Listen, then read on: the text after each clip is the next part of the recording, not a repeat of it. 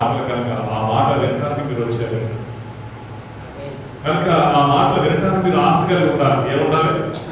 ఆశ కలిగి ఉంటారు. గవర్నమెంట్ వాళ్ళు పింఛన్ ఇస్తున్నారు, నెలకి 5,000 స్త్రీలు కంటే ఏం చేస్తాం? క్యూ కడతాం. జనరల్గా కడతాం. ఎందుకంటే మనకి పొందుకోవాలి ఆశ.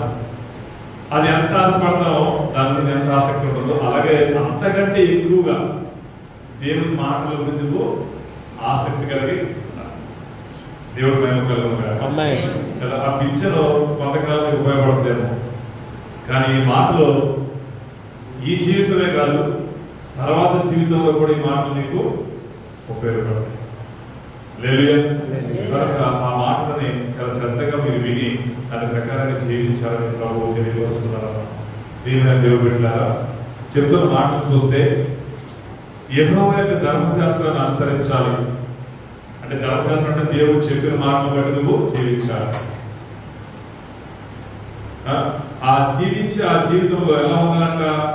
నీలో నిర్దోషులు కూడా అంటే దోషం అనేది నీదేమి దోషం ఉండకూడదు. అంటే అర్థం ఏంటంటే చెప్పిన మాటను మీరి అతిక్రమించి ప్రవర్తించే ప్రవర్తన నీలో ఉండనే ఉండకూడదు. దేవుడి మాటలు విన్నాం కదా, విన్నట్టుగానే నువ్వు జీవించాలి.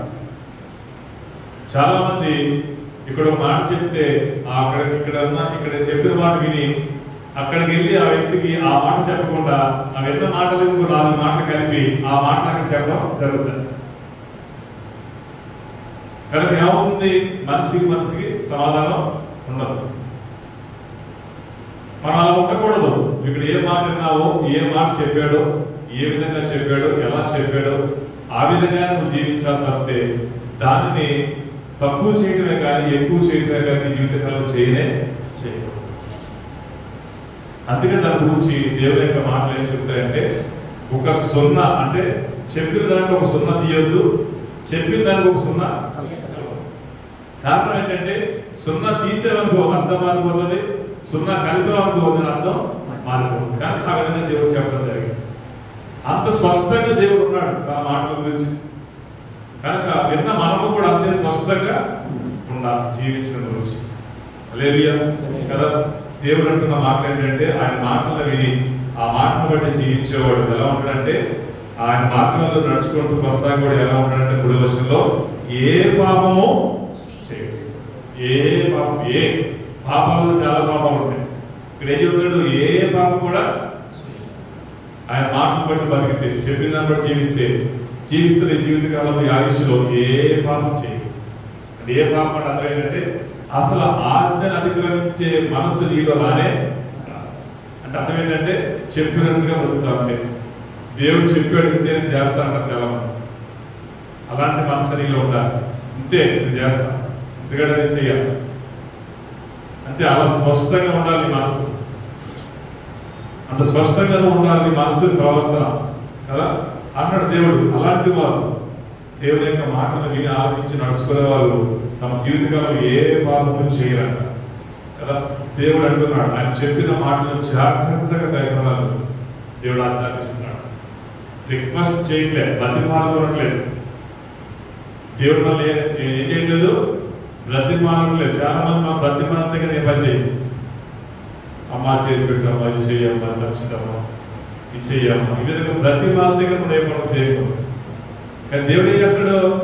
బ్రతిమాలతం కాదు, ఏం చేస్తాడు? ఆజ్ఞాన్ని చేయబెట్టాలి. మీకు అర్థమవుతుంది కదా. బ్రతిమాలతానికి ఆజ్ఞాపించడానికి తేడా ఉందా లేదా? బ్రతిమాలడం అర్థం ఏంటి? నువ్వు చేసే మనసు నీకు ఉండదు, అవతల వ్యక్తి చేయలేదాయన, మంచిదిరాయన, దండం పెడతా, పుణ్యం ఉంటుంది చేసి పెడతా అన్నది అర్థం. ఈ వ్యక్తి ఏం చేస్తాడంటే చూద్దామే, ఇప్పుడు కాదు చూద్దామే, ఈ విధంగా కొద్దిగా తలపిస్తూ మాట్లాడతారు. ఆధ్యాత్మిక అర్థం ఏంటి? ఆధార్ కార్డు నెంబర్ తీసుకోకపోతే ఏమవుతుందంట, భారతదేశం నిన్ను తీసుకెళ్ళి సముద్రంలో పడేస్తాం, తర్వాత నేషన్ తీసుకెళ్తావు. అర్థం అది. కనుక ఏం చేస్తావు? ఆధార్ కార్డు నెంబర్ తీసుకోవాలన్నప్పుడు పరిగెత్తి నెంబర్ తీసుకుంటాం. మీకు అర్థమైంది లేదా? అంటే ఆజ్ఞ తీసుకోవాల్సిందే. తీసుకోకపోతే నువ్వు పౌరుడు కానీ భారతదేశంలో జనాభా లెక్కలు ఉండవు. నీకు రేషన్ కార్డు రాదు, పెన్షన్ రాదు, ఆరోగ్యశ్రీ రాదు, ఏది కూడా నీకు రాదు కదా. ఆజ్ఞ తీసుకోవాల్సింది. అదే దేవుడు అంటున్నాడు కూడా, నేను చెప్పిన మాట నీకు ఎలా ఉండాలి? ఆజ్ఞగా ఉండాలి. అంతేగాని ఆ మాట ఆజ్ఞగా ఉన్నప్పుడు, నీకు ఉన్నప్పుడు ఆజ్ఞగా భావించినప్పుడు దేవుని యొక్క పనులు చేయడానికి, దేవుని యొక్క విశ్వాసం కొనసాగడానికి నిన్ను ఎవరు బ్రతిమాలాల్సిన అవసరం ఉండనే. బ్రతిమాలకలేదు, ఏం చేయాలో తెలుసు, ఎలా చేయాలో తెలుసు. ఆ సమయానికి సందర్భాన్ని చేసుకుంటూనే మనిషి ఆకలేదు అనుకోండి, ఎవరన్నా పిలిచి బలం కూర్చోబెట్టి కాలేజీ పెట్టి తిన్నదాన్ని పెట్టామా? ఏం చేస్తాం? ఆకలైతే తింటావా లేదా? ఖచ్చితంగా తింటాం. వండినాలో తింటాం, ఒడుగునాలో తింటాం, లేదా రొట్టెలో తింటాం. మొత్తం మీద తింటాం అయితే సరే. హల్లెలూయా. అలాగే ఇది కూడా చెయ్యాలి. దేవుడి మాటలు బట్టి అలా చేయాలి. అంతే చెప్తేనే చేస్తాం అంటే కుదరదు. ఆకలైనప్పుడు నీకు ఎవరు చెప్పాడు తినమని వెళ్ళి? ఎవరు చెప్పడు కదా. మరి దేవుడి మాటలు కూడా ఇప్పుడు ఎవరైనా చెప్పాలా? అలాంటి చెప్తున్నాడు కదా, ఎన్నిసార్లు చెప్తాడు? హల్లెలూయా. కనుక ఈ రోజులు మంచివి కాదు, సమయం అనేది తక్కువ. కనుక ఈ తక్కువ ఈ సమయాన్ని నేను ఏం చేయాలి? సద్వినియోగం పరుచుకోవాలి. కనుక ఏం చేయాలి? అజ్ఞానులుగా ఉండకూడదు, జ్ఞానులుగా జీవించాలి. ఆ దేవుని మాటను బట్టి బ్రతికే మనసు నీలో ఉండాలి. అలా కొనసాగాలి మార్గంలో. ఆ మార్గంలో కొనసాగుతూ ఏ పాపానికి చోటు నీ జీవితం ఉండనే. ఏ పాపం చిన్నది పెద్దది. హల్లెలూయా. దేవుడు అంటున్నాడు. అలాగా దేవుడు అంటున్న మాట ఏంటంటే, నీ ప్రవర్తన అంటే మన ప్రవర్తన దేవుని యొక్క మాటలను బట్టి బతికే విధముగా మన ప్రవర్తన ఆయన మార్గంలో ఎలా ఉండాలంట? స్థిరత్వం ఉండాలి. ఎందుకు? స్థిరత్వం, అస్థిరత్వం. అర్థమేంటి? స్థిరత్వం అంటే గాలి వచ్చినా, వరద వచ్చినా, శ్రమ వచ్చినా, బాధ వచ్చినా, నింద వచ్చినా, ఇరుకు వచ్చినా, ప్రళయం వచ్చినా ఏ మనిషి కొంతమంది అంటారు కదా, ఏంట్రా ఎన్ని అన్నా కానీ నువ్వు అసలు ఈ మాత్రం నీకు లేదా అంటారు కదా. ఏ ఉరుకు పరుకు లేదు, అలాగే ఉంటాం. కొద్దిగా నీకు సిగ్గు సరం లేదా అంటారు లేదా. కొంతమంది అలా ఉంటారు. దేవుని విశ్వాసం అలా ఉండాలన్నమాట. ఎవరు ఎన్నన్నా, ఏమన్నా, ఏదైనా, ఏం జరుగుతున్నా ఎలా ఉండాలి? అస్థిరంతో అర్థమేంటి? గట్టిగా గాలి వచ్చిందనుకో, కళ్ళలో ఉన్న పుట్టు ఎక్కడ వెళ్ళి ఎక్కడ పడుతుందో దానికి తెలియదు. అంటే చిన్న శ్రమ వచ్చినా పక్కన జరిగిపోతాడు, చిన్న అవమానం వచ్చినా పక్కన జరిగిపోతాడు, చిన్న ఇబ్బంది వచ్చినా పక్కన జరిగిపోతాడు, చిన్న సమస్య వచ్చినా పక్కన జరిగిపోతాడు.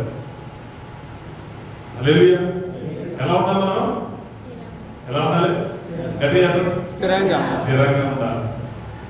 ఆ స్థిరత్వానికి సాదృశ్యం ఏంటంటే ఒక సీయోను కొండ. అంటే కొండను ఎవరైనా కదిలించగలుగుతారా? అట్లా నిన్ను కూడా ఎవరో విశ్వాసం కదిలించలేని విధంగా నీ విశ్వాసంతో ఉండాలి. అంత స్థిరమైన మనసు కలిగి ఉంటే దేవుడు మాటలు బట్టి మార్గాలు నడవగలుగుతాం. అలా నడిచే ఆ జీవితంలో పాపానికి చోటు లేకుండా జీవించాలి. స్థిరత్వం ఉంటే, స్థిరమైన మనసు ఉంటే ఇవన్నీ చేయగలుగుతారు.